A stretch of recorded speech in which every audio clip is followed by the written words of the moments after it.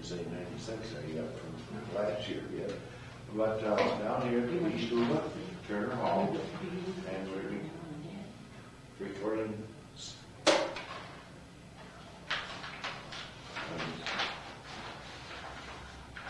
gotta wait till I get down there, because that's fixed it.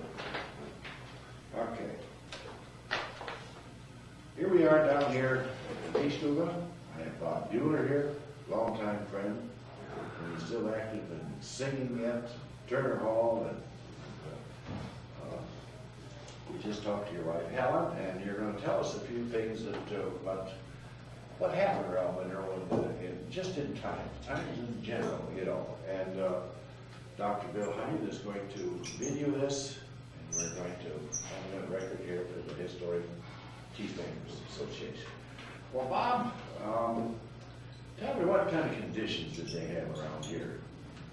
Well, I was born in Monroe, and I had never lived on a cheese factory, but I had uncles that lived on cheese factories. And maybe some of them. Well, my father died in 1928. I was 12 years old, and so I had a couple uncles who farmed, one down by Clarendon and one down by Orangeville. Jake Buehler and John Buehler were their names. And my mother used to send me down to my Uncle Jake and Aunt Bertha's farm in the summertime because, and I would help them on the farm. I had a cousin a little older than me, was named Fred Buehler, who lives in town here, and another cousin older who was named John, who was a little older than us. But I spent my summers on that farm. Oh, tell me a little about it. And it wasn't a very big farm. It's right on the state line road, east and south of Clarendon, east of Shoeyville. Shoeyville is a little settlement just up the road from Clarendon, and it's still named that. And a lot of characters live there, people. But anyhow, this little farm, and up on top of the hill, going east from the corner, the road went south down to. Eventually, if you turned on our road and went south, you came out down to Monego. But anyhow, we used to haul milk to the wheat factory, which was just down the road. And I can remember when we started out, we had horses and a wagon, and then we got a Model T Ford truck, and we only had a couple cans, maybe 30 gallon, couple, you know. And Fred and I would take the milk to the factory usually, and.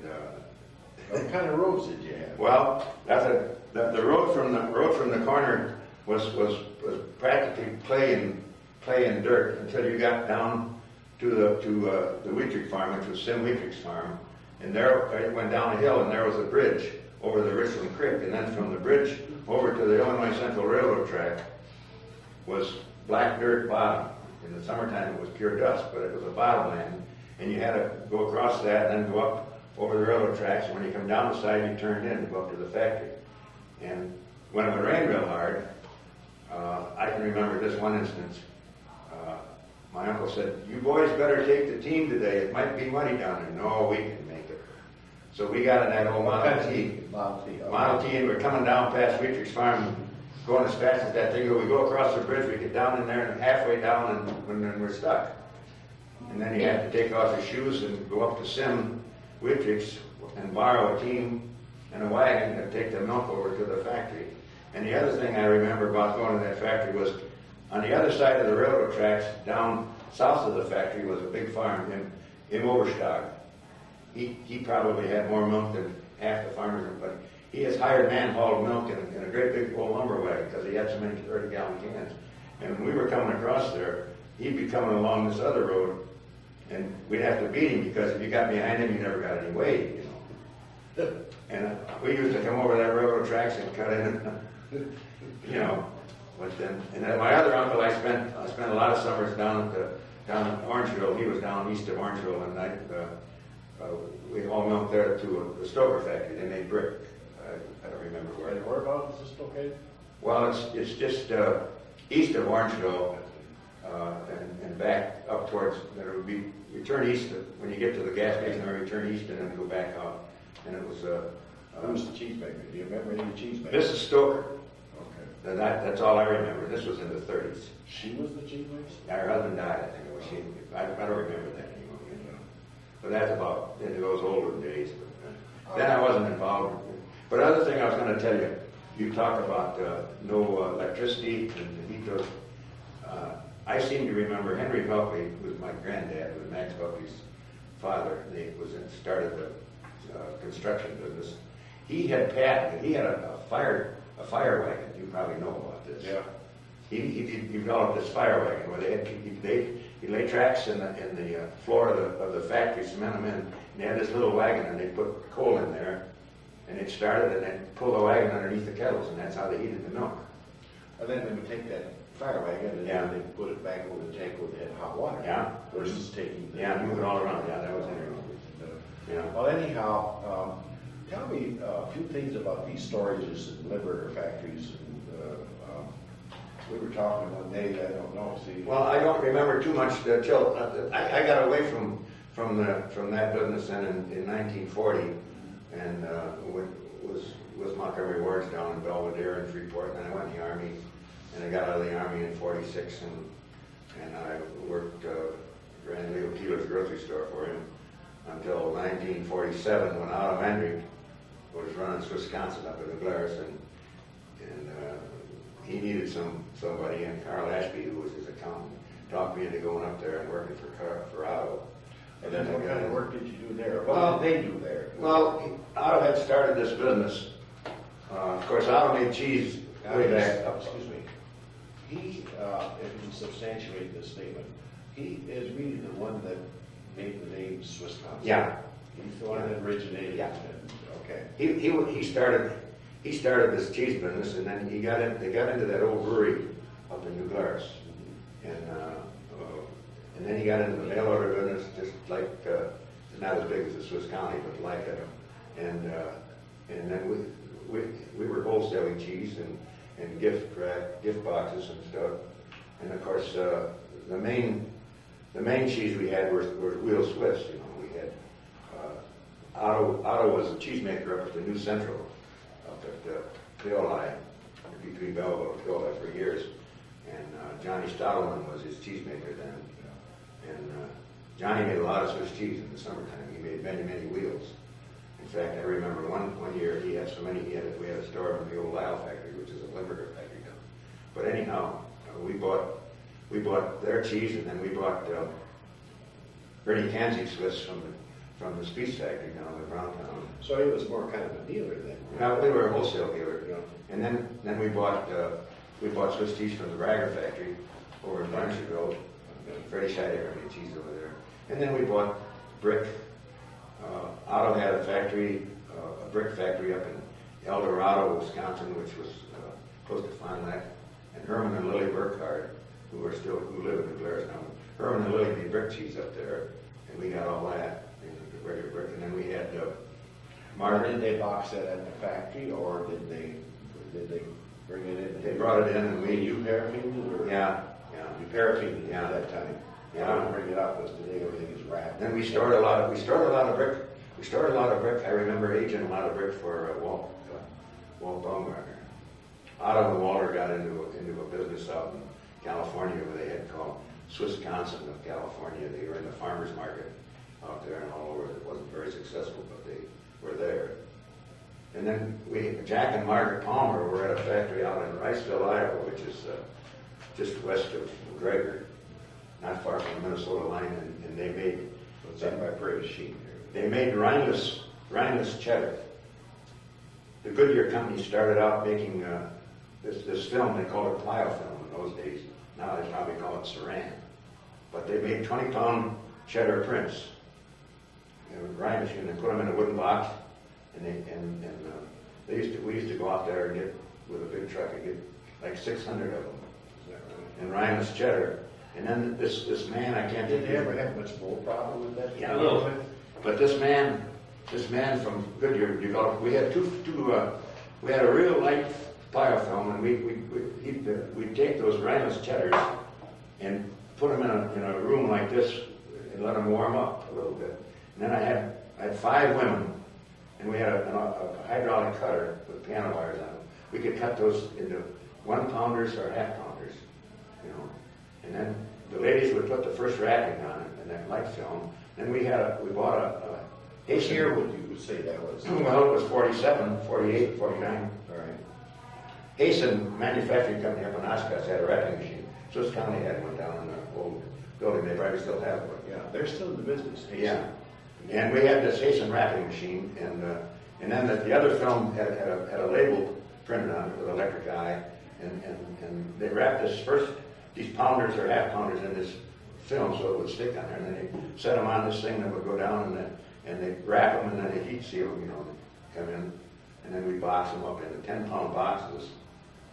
And we had distributors. We had, I remember, Red Dot Foods up in Monticello, up in Madison.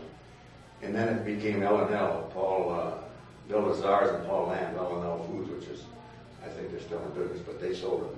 And the mold problem that they had, we sold a lot of it to Frank Hubby down in St. Louis too. But the mold problem, the cheese all came back, and most of that went up to Green Bay where it was processed. Well, mold really is synonymous. But we got, but we shipped a lot of, we had a broker in New York, his name was Paul Perry, who went around with most of the same dealers that the guys in Monroe were selling at. I don't know, a couple of the big ones. One I recall was Lily Lake. They bought lots of Swiss, tough Swiss. We shipped it out of New Glarus. We'd have to order the refrigerated car from Janesville, and it would come up. And you tub it up there. We tubbed it. And then they brought the cheese in with these trucks and skids and like we got up the center and then you. Yeah. We got a lot of cheese from New Central, and Glenn Irving graded it all. And I know Glenn used to grade it down in the storage. And I remember one time I said, Glenn, don't you know how to make anything but that state brand? Can't you just once in a while make a B? Yeah, do you remember the marks there? Oh, yeah. Tell them the marks what we got. Well, a straight line was a state brand. That was an A. That was an A. And a T was a B. Right. And an I was a C, and the X was a grinder. Yeah. Or the X was On the other side of the trier, they had that little mark, mark on the rind. And I remember one time, this was, Glenn put his tire in this wheel, and he said, I hit something. And I said, what? He said, there's something in there. And he said, he put like a condemned thing. I said, what happens? Well, next week when I come, we'll cut it open, and I'll have to pour fish oil on it. And he came the next week, and we cut it open, and it was a shirt button. And I said, no way are you gonna. But I found a pipe one time in a wheel of cheese, and found a lot of nails. We cut lots of wheels. The nails came from the Yeah, they come from the stir. But we cut lots of sandwich cuts, John. We started that. We had a customer out in Pittsburgh called Pittsburgh Farms, and we used to ship them 50 boxes of sandwich cuts. Well, there were about, I don't know how many were in the box, probably 6 or 8. And the sandwich cuts, was. But when you had a lot of hens, when you had all that, But you see how it had along with this operation, he had a locker plant. And we used to put all the hens in the box and freeze them in the locker plant. And then whenever Ted Cooper they needed something to process, we'd sell it to him, we'd ship it up to He didn't use any of the table measurements.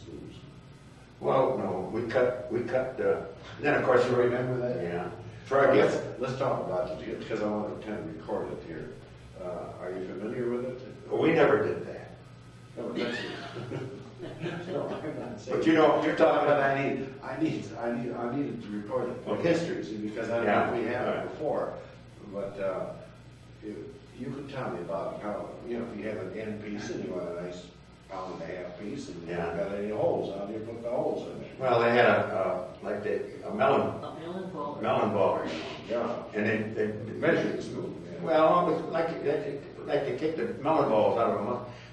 There was a program, What's My Line or something, this lady was on it, and she said, what do you do? I make holes in Swiss cheese. I wasn't from Monroe. I don't know where she was from. No, we never did that. Well, then the state came in and says Yeah. that it wasn't, I don't know whether it was a law passed or whatnot, but they were. Oh, yeah. They were, Well, it was outlawed for some reason. They discontinued it. but in our gift, we also had, we developed a pretty good, gift box business. We put out a pretty good color brochure, and we packed a lot of boxes. I think, I don't remember, I quit up there in 52, but I think in around 50 or 51, I think we shipped something like 60 or 75,000 gift boxes out. In those days, Railway Express was still operating, and we used to ship. We had a box that weighed about, pretty good sized box, weighed about 6 pounds, and we get a lot of orders from like West Coast of California. We'd ship a lot of that stuff Railway Express, and of course the depot agent in New Glarus, he got commission on everything that went out Express. But I can remember shipping a whole car of Express, and then we mailed the rest of them, you know.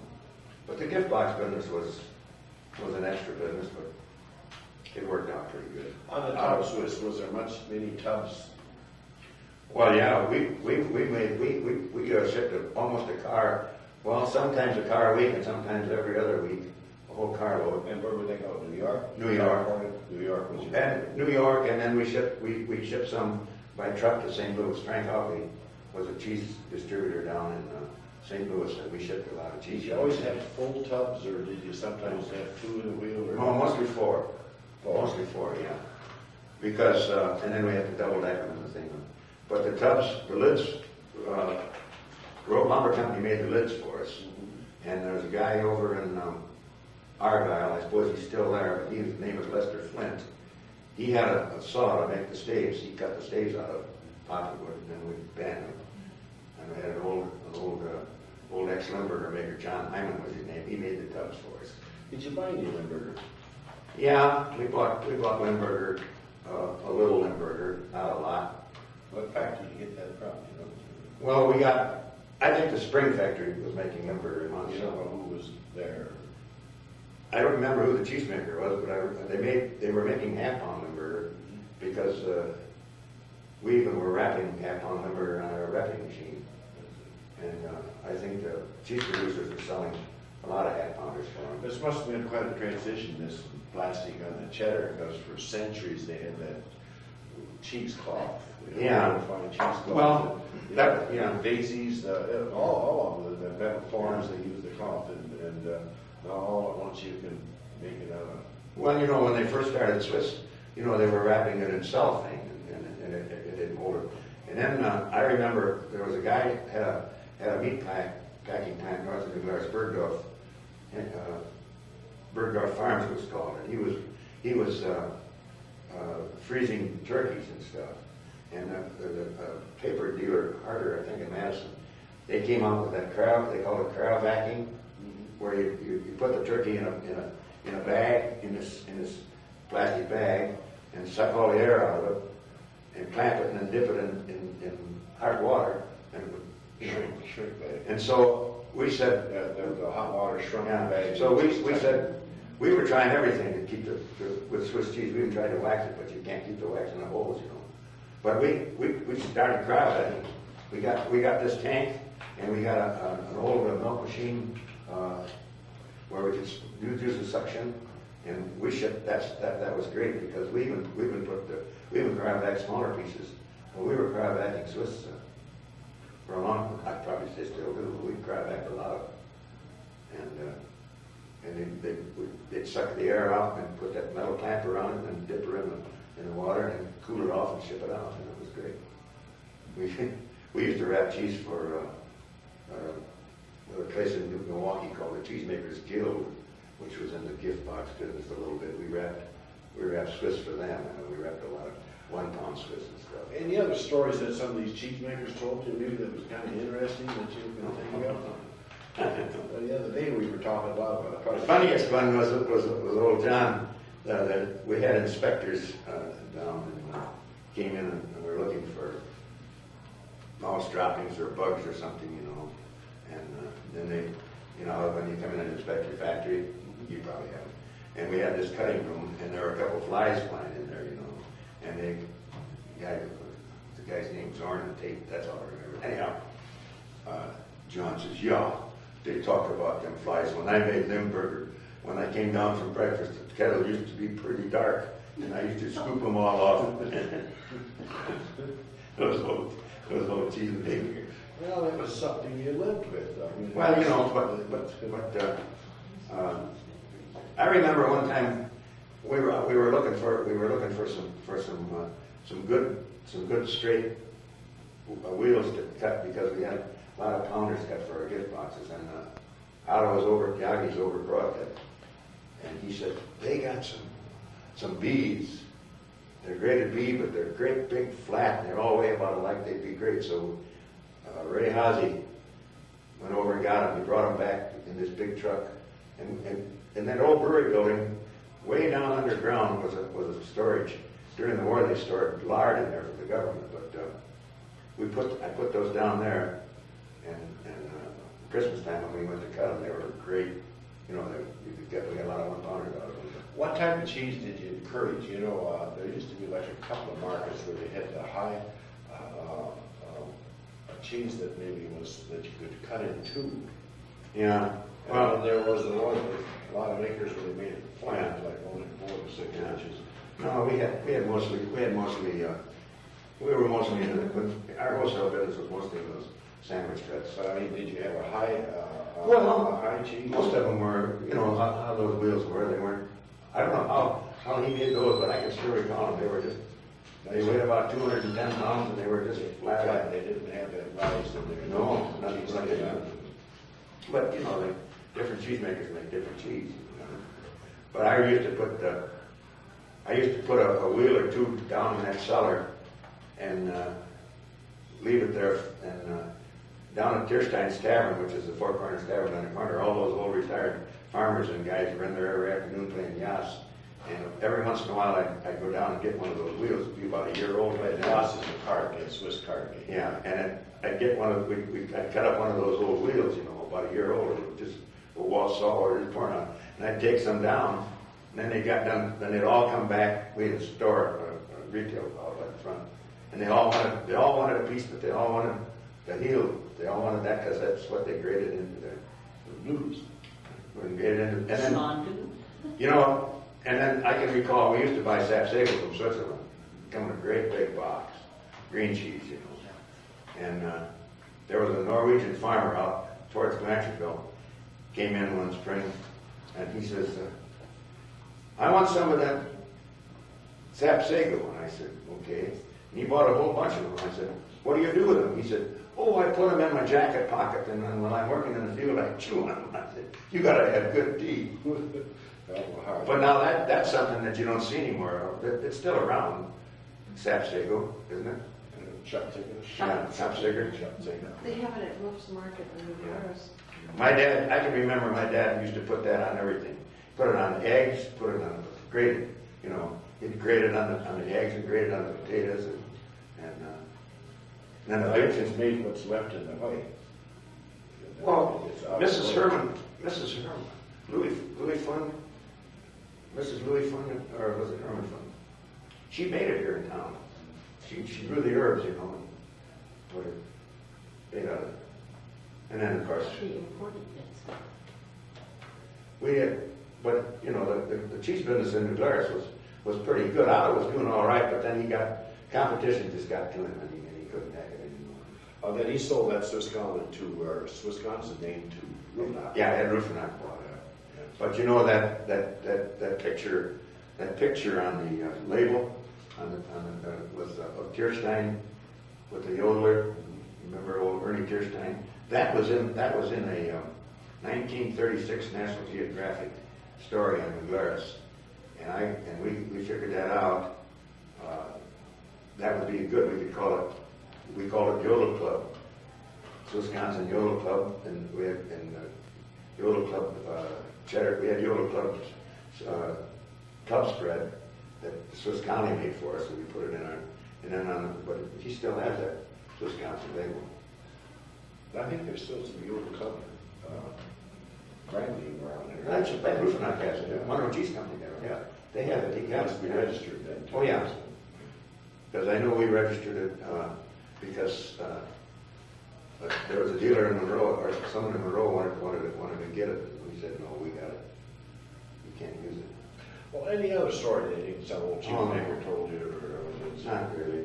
anything from Baumgartners that they told you, or? No. Turner Hall here. Well, Turner Hall, of course, you gotta remember that, we're talking about Fred Lauser. He was one of there was a whole bunch of cheesemakers when Turner Hall burned down in 1936. And there were, I think, 17. I think there were 17 or 18 cheesemakers put up money, $1,000 or more, to build this building, and they were all repaid over the years, but they had mortgages, and I remember Holderite Rose, who was a banker of a commercial bank, went around the square. I found it in the lockbox. Went around the square after the Turner Hall burned down, getting donations to rebuild Turner Hall. And he gave these guys, this is in 1936, he gave these guys receipts. Like John Jones, 25 cents, you know, whatever they gave, each had to know. But, you know, they built this thing for a lot less money than they did. But you know, the Turner Hall basically was all cheesemakers, you know, they all hung out in here. Of course, originally that's what this room was for. They came down here and played cards, drank their wine, but it's, you don't have that many around anymore. Well, it's been nice visiting with you. Yeah, and then the other thing, of course, that you remember about the cheesemakers is that the first, when was it, the first Wednesday in November, I think it was November or December, they had Swiss wrestling. You know about that. That was there. in December. Was in December. Then they had the cheesemakers ball dance afterwards. Yeah, that was the big affair. Oh, yeah. And it was held in the fall of the year because our Yeah. factories were closed early every other day or so on and so forth. Yeah.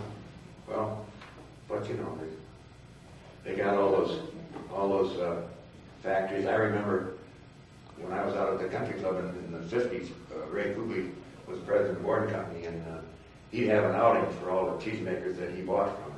They'd all come out to the country club in the afternoon, and Harry Powers would take them out to the airport, would give them all a plane ride. He'd take Johnny Gooseman up and fly him down, fly him over his cheese factory, so he could see his cheese factory by air, and then he'd fly back.